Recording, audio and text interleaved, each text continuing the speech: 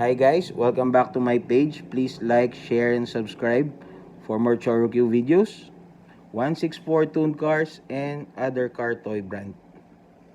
Anyway guys, I have this another in my delivery truck section or delivery truck collection. It's a this particular truck guys, it's a postal truck car collection, and uh, one of the 10 types of delivery trucks in the set. So I just uh, only have one. This is the one in the 10 pieces in one collection guys. It's a old postal truck used in Japan, and as you can see it's all red and chrome 5 spokes wheels standard. And this one guys, it's not decal, it's printed. Okay, I think I have one of these that can be open at the rear, but this one guys cannot be open at the rear. Then it has a tail light and his decal in the coin slot still intact.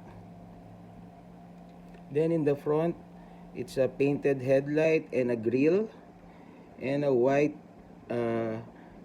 plate number. Okay,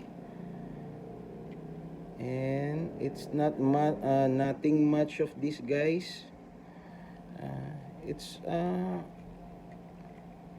from, I'll rate this from 1 to 10, the detail, and maybe 8 9. It's looks kind of new pa, but maybe it also played, I think. And this is a Taiwan made guys, as you can see at the bottom. Standard size Choro, old Japanese postal truck guys, with 3 lights on the roof. One of my collection of delivery truck guys. And this is a standard size Choro. It's made in Taiwan, and pullback mechanism is still very good guys.